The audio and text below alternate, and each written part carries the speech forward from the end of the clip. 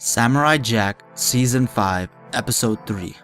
Bloodshed. We start with Jack floating down the river and he has lost a considerable amount of blood. The sound of the water flowing and his unconscious body flowing easily with it brought about a feeling of peace, especially the shot of him falling with the waterfall. The peace is short-lived when Jack resumes consciousness. He is immediately reminded of the pain in his torso and has to swim to the surface to breathe. Luckily, Jack is able to find a log drifting near him and uses it to stay afloat. He rests on it and drifts further down the river all day, the following night, and until the day again. Then we see a frog leap onto the log and it tells Jack that they are coming. They, obviously being the daughters of Aku. Another one of Jack's hallucinations. He gasps and starts to swim off of instinct, but quickly loses energy and passes out. Jack drifts onto land and wakes up in the middle of the night. He is immediately vigilant of his surroundings, fearing that the daughters of Aku are in hot pursuit. But quickly after, he is reminded of the dagger still in his gut. The pain is agonizing, but he couldn't take it out earlier, or else he would have bled out in the water. He gingerly makes his way through a forest, and the music playing in the background is very solemn. We get a close-up of his feet and the dripping of blood from his gut. This blood is creating a path to him. Jack puts his hand on a tree, and I immediately thought that would be a dead giveaway to the daughters if they managed to track him to this area. He is in excruciating pain, and there's no way he could fight even one of them at this point. Jack takes a look behind him and sees what he fears most, the mysterious warrior. That music that plays for the mysterious warrior is going to be stuck in my head for a while. It's so ominous. Jack continues to walk in the opposite direction from the mysterious warrior. He's in so much pain that he has to stop and lean against a tree for rest, but once he opens his eyes, he sees the mysterious warrior again.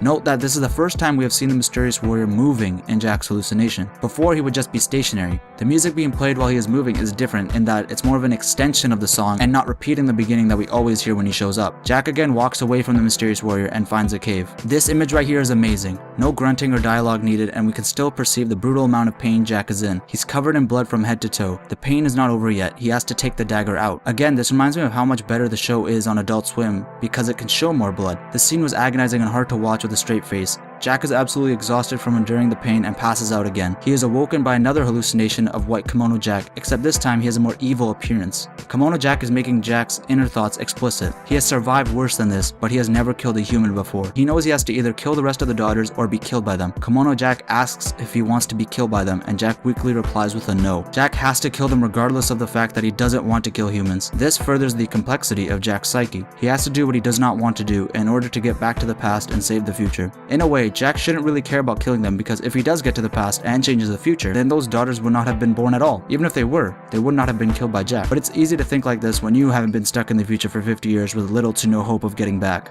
It is daytime, and Jack looks completely animalistic, covered in blood and anticipating the daughters closing in on him. Amazingly, it is the white wolf from the previous episode who enters the cave. I was very surprised to see this because he looked dead in the last episode. However, Jack also looked dead while drifting in the river. This similarity deepens the connection between these two, and so does the fact that they are both covered in their own blood. Interestingly, Jack does not feel threatened by the wolf and is easily able to pass out again. One can argue that this is simply due to blood loss and exhaustion, but I'm sure if it were the daughters entering the cave, then Jack's primal instinctual response to fight would have kept him conscious. Again, this furthers the connection between the wolf and Jack, and I do believe this hints at a possible companionship between the two. Jack dreams of a past memory when he was a young boy traveling in a carriage with his parents, but they are ambushed shortly after with all of their guards being killed in the process. Jack's father, the Emperor, is forced to exit the carriage and face the attackers. Following the teachings of Bushido, the Emperor gives the attackers a chance to leave. Fighting should only be the last option, but the attackers force the Emperor to resort to that last option. He is able to kill all the attackers as Jack looks on. Then we see Jack's face covered with blood. I'm thinking this was something that Jack didn't remember, but has now remembered it after his guilt and trauma that has come from killing a human. He has seen his father kill bad people.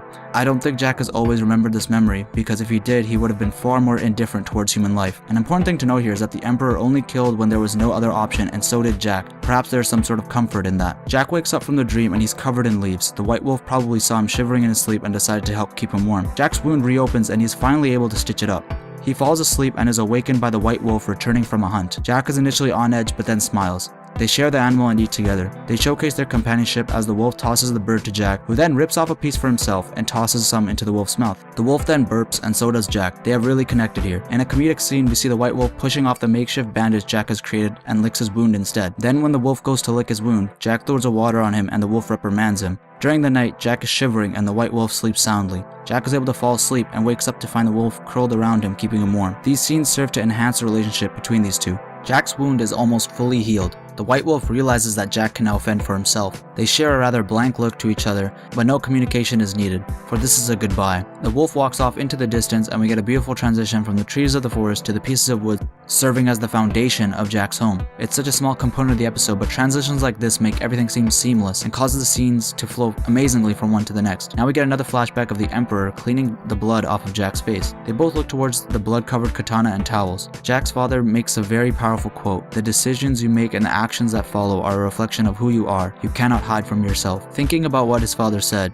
Jack has a stronger resolve. We finally see the daughters of Aku, and just from how they drag their dead sister, it really shows they have no emotional attachment to anything. One of them even says death is failure. I do believe that Ashi was the one who said this. There is no attachment to one another. The only thing they share is their desire to kill Jack. They leave their sister's body with no proper goodbye, burial, or cremation, because that would only interfere with their objective, to kill Jack. So now they begin pursuing him by jumping off the waterfall. They methodically track Jack and then decide to rest. One of the daughters, presumably Ashi, says that she will take watch. Note how robotic the daughters are. They don't even lay down to sleep. They assume a meditative position and rest. Jack's blood continues to serve as a trail. The daughters are again reaffirmed that the river guides the way to Jack. Even after watching so many episodes of the show, I still can never anticipate the comedic relief. The daughters are brutal and emotionless killers, but being closed off to the outside world for their whole lives has made them significantly naive. They have never seen deer before and are amazed at the sight of it. They come to the conclusion that the male deer is one of Aku's minions because of his antlers resembling Aku's figure. They are completely dumbfounded when they see the deer showing affection to one another, something that they have never experienced. Faced with something that they have never had, one of the daughters says she doesn't like this and scares the deer off. As foreshadowed earlier in the episode, Jack's handprint on the tree and subsequent trail of blood close to it have assisted the daughters in tracking him down. The daughters hear Jack's voice, who uses what he learned from his father to tell the daughters how his and their choices had led them here. Like his father,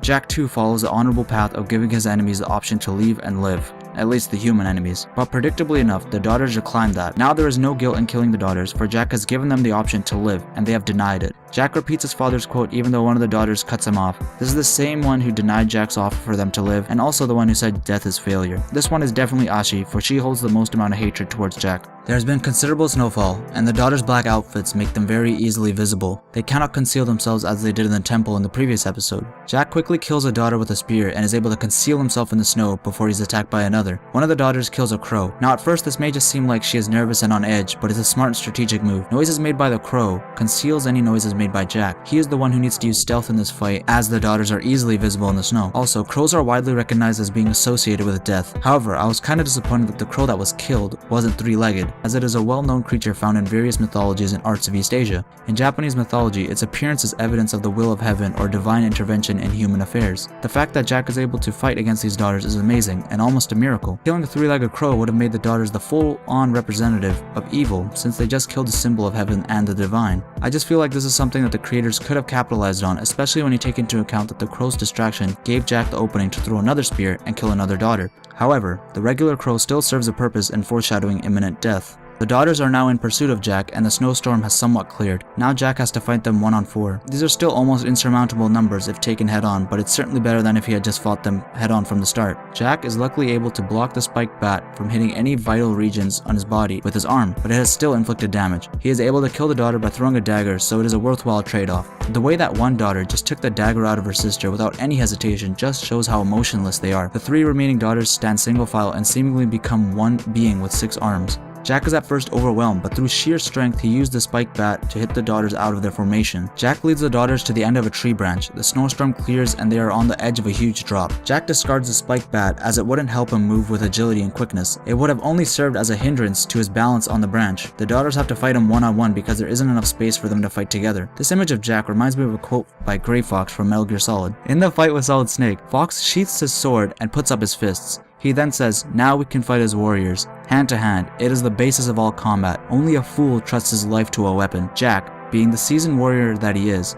knows this, and that's why he is trained in hand-to-hand combat. He is able to fight without relying on a weapon, which is the sign of a true warrior. Jack is able to evade one of the daughter's attacks. He then puts his hands on her shoulders, which first surprises the daughters since it isn't an effective move in combat. But given the setting in which they are fighting, it is a perfect move. Jack simply grabs her and throws her where she will fall to her death. Another daughter pursues him, and Jack loads up a huge straight right which pretty much knocks her out, or left her dazed. Either way, it causes her to spin and fall off the branch. The cracking of the mask was also a great touch. Predictably, the last remaining daughter is Ashi. Ashi. In a kind of comedic scene, Ashi continuously speaks ill of Jack, telling him how he will die a horrible death. Meanwhile, we see Jack with a blank face listening to all of this before he lets go of the chain, which causes Ashi to fall. Unfortunately, the branch breaks and Jack falls as well. What an episode. It completely debunked my prediction of how Jack will kill 1 or 2 daughters per episode. He just wiped out most, if not all of them, in 2 episodes. I don't think that Ashi died during that fall, and obviously Jack didn't either. I think that her chain will allow her to grab onto a tree to prevent her from falling to the ground. Perhaps Jack will also be able to grab that chain and prevent his death. Either way, I do not believe Ashi has died yet. So the fight may continue down there, and both of them may be in critical condition afterwards. Perhaps they may have to rely on each other to survive, or Jack will actually help Ashi out. It seems a little too much of a positive prediction,